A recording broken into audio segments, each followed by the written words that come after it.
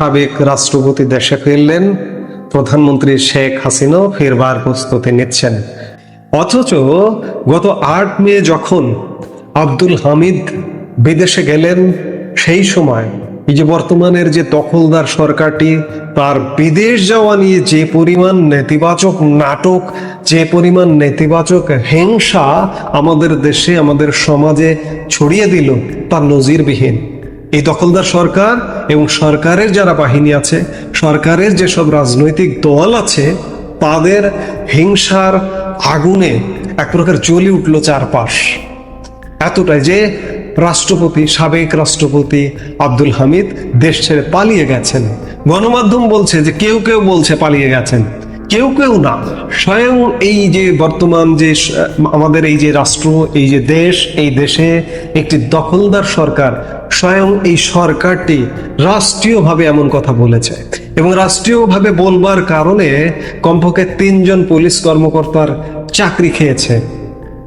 এবং রাষ্ট্রপতি আব্দুল হামিদ বিদেশ যাবার 1 দিন বা 2 দিন পরে স্বয়ং স্বরাষ্ট্র উপদেষ্টা এয়ারপোর্টে গিয়ে ভিজিট করলেন। ভিজিট করে বললেন যে পালিয়ে গেছে, পালিয়ে যাবার কারণে যারা জড়িত তাদের শাস্তিমূলক ব্যবস্থা নেওয়া হবে। এবং সেই শাস্তিমূলক ব্যবস্থা নেওয়া হলো 3 জন পুলিশ কর্মকর্তার বিরুদ্ধে। রাষ্ট্রপতি আব্দুল হামিদ দেশে ফিরে এসেছেন। এখন সরকার কি করবে? সে সময় তিনি যখন চিকিৎসার জন্য বিদেশে গেলেন, তখন বেশ তো নাটক হলো। তিনি যে চিকিৎসার জন্য বিদেশে গেছেন এবং তিনি যথাসময়ে চিকিৎসা শেষে দেশে ফিরবেন, এটি তার ছোট ছেলে ফেসবুক স্ট্যাটাস দিয়েও জানিয়ে দিয়েছিল কিন্তু। এবং তিনি, সাবেক রাষ্ট্রপতি আব্দুল হামিদ, কথা রাখলেন। 31 দিনের চিকিৎসা শেষে তিনি দেশে ফিরেছেন। এখন সরকারের স্ট্র্যাটেজি কি হবে? আব্দুল হামিদের নামে কিশোরগঞ্জে একটি মিথ্যা হয়রানিমূলক হত্যা মামলা আছে। এই মামলার কারণেই তার বিদেশ যাওয়া নিয়ে সেই সময় প্রশ্ন উঠেছিল। আব্দুল হামিদ, যেটি জানা যাচ্ছে যে তিনি দেশে ফিরবেন, তিনি যদি মৃত্যুবরণ করেন তিনি দেশের মাটিতে মরবেন, এমনকি তিনি গ্রেপ্তার হবারও প্রস্তুতি নিয়ে এসছেন। এই যে গুরুতর একজন অসুস্থ মুমূর্ষু একজন রোগীকে ইউনূস সরকারকে অ্যারেস্ট করবেন? দেখি, করুন, কেমন পারেন। আপনাদের সেই সময় উনি যখন বিদেশ গেলেন সেই সময়ের নাটক দেখলাম, এখনকার নাটকটা একটু দেখতে চায় দেশবাসী। আপনারা যত নাটক করবেন, যত জল ঘোলা করবেন, তত আপনাদের বিপদ সামনে আরো বেশি করে আসবে। আমি যেটি বলছিলাম যে রাষ্ট্রপতি আব্দুল হামিদ দেশে ফিরেছেন, একই সাথে আওয়ামী লীগ নেতারাও কিন্তু দেশে ফিরবার প্রস্তুতি নিচ্ছেন। প্রধানমন্ত্রী শেখ হাসিনা, আমি প্রধানমন্ত্রী বলতে চাই, তিনি পদত্যাগ করেননি। প্রধানমন্ত্রী শেখ হাসিনাও দেশে ফেরবার প্রস্তুতি নিচ্ছেন। কি করবেন? মসনদ সামলে রাখতে পারবেন? ইতিমধ্যে তো আওয়ামী লীগ নেতাকর্মী, নিরীহ মানুষের প্রায় 3.5 লক্ষ মানুষকে গ্রেপ্তার করেছেন। বাংলাদেশের জেলের ধারণ ক্ষমতা মাত্র 42,000। সেখানে হয়তো গাদাগাদি করে সর্বোচ্চ 1 লাখ রাখা যায়, কিন্তু আপনারা এই 3.5 লক্ষ মানুষকে, পুরো বাংলাদেশকে একটা জেলখানা, পুরো বাংলাদেশকে অবরুদ্ধ করে এই 3.5 লক্ষ মানুষকে কোথায় রেখেছেন? এটিকে একটু জবাব দেবেন।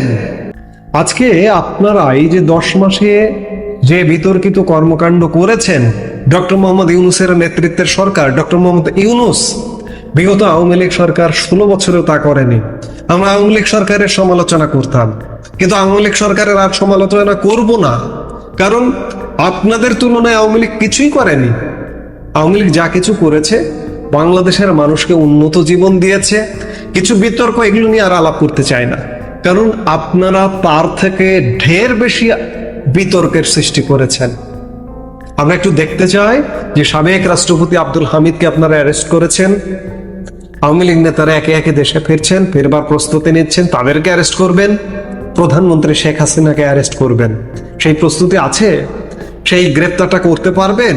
গ্রেপ্তার করে কি মসনদটা ধরে রাখতে পারবেন? আপনারা যে স্বপ্ন দেখছেন, ডক্টর মোহাম্মদ ইউনূস স্বপ্ন দেখছে, যার কারণে আমরা বিভিন্ন জায়গায় এত ব্যর্থতার ফলেও শুনতে পাই ভাড়া করা লোক দিয়ে যে 5 বছর 5 বছর 5 বছর।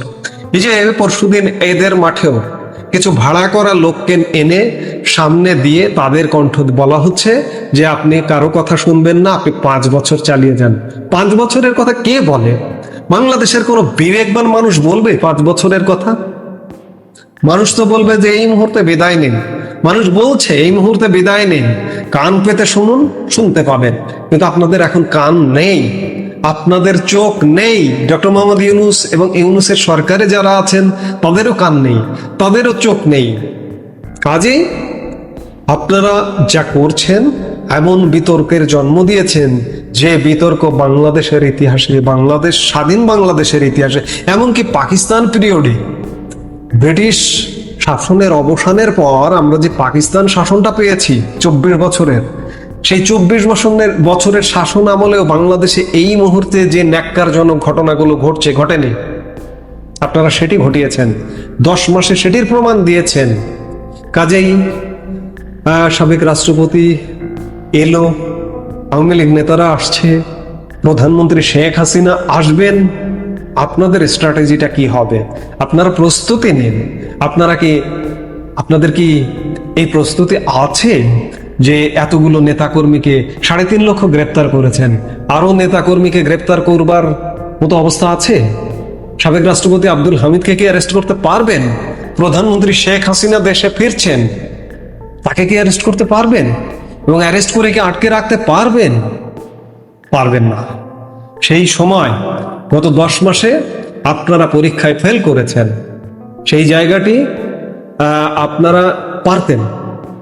আর বিগত সময়ে যেসব অনিয়ম হয়েছে সেগুলোর বিরুদ্ধে আপনারা যদি ভালো কিছু হতেন তাহলে আপনারা পারতেন, কিন্তু আপনারা ভালো কিছু নয়। আমি বললাম যে পাকিস্তান পিরিয়ডেও বিগত 78 বছরে ওই যে স্বাধীনতা লাভ করেছেন, ভারত স্বাধীনতা বা পাকিস্তান স্বাধীনতা ব্রিটিশ শাসনের জাতাকল থেকে বেরিয়েছে 77 বছর হয়ে গেছে, বাংলাদেশের 54 বছর।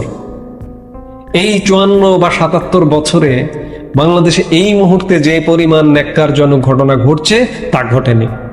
তো কাজে এই যে এত নাটক করলেন, রাষ্ট্রপতি আব্দুল হামিদ পালিয়ে গেল, এখন কি জবাব দেবেন? আমরা চাই আপনারা রাষ্ট্রীয়ভাবে একটা জবাব দিন যে আব্দুল হামিদ পালিয়ে গেল, পালানো লোকটা আবার ফিরে এলো কিভাবে, এই বিষয়টা কিভাবে ঘটলো, একটু সরকারের তরফ থেকে একটু ব্যাখ্যা চাই আমরা। সাবেক রাষ্ট্রপতি আব্দুল হামিদ গত 8 মে তিনি গুরুতর অসুস্থ হয়ে চিকিৎসার জন্য গিয়েছিলেন। তিনি এতটাই অসুস্থ ছিলেন যে হুইল চেয়ারে লুঙ্গি পরে তাকে বিদেশ যেতে হয়েছিল, এবং তিনি আসলে এতটাই অসুস্থ, চিকিৎসা শেষে দেশে ফিরেছেন প্রায় 31 দিন। গতকাল রাতে, মধ্যরাতে, রাত 1:45 শাহজালাল বিমানবন্দরে তিনি অবতরণ করেছেন এবং এয়ারপোর্টের আনুষ্ঠানিকতা শেষ করে তিনি রাত 3টায় এয়ারপোর্ট ত্যাগ করেছেন। তিনি এতটাই অসুস্থ, তিনি তার শারীরিক অবস্থা, বিশেষ করে তার ছেলে, তিনি বিদেশ যাওয়ার পরে তার ছেলে ফেসবুকে স্ট্যাটাস দিয়ে যেটি বলেছিলেন যে আব্দুল হামিদ নিতান্তই চিকিৎসার জন্য যাচ্ছেন, তিনি অসুস্থ, তিনি দাঁড়িয়ে থাকতে পারেন না, হুইল চেয়ারে চলেন, এমনকি তার ওজন কমতে কমতে এতটাই কমে গেছে যে 54 কেজিতে নেমেছে, যার দরুন তার জামা কাপড় গায়ে হয় না। এই জামা কাপড় না হওয়ার কারণে তিনি লুঙ্গি পরে বিদেশ গেছেন, লুঙ্গি পরে বিদেশ থেকে এসছেন।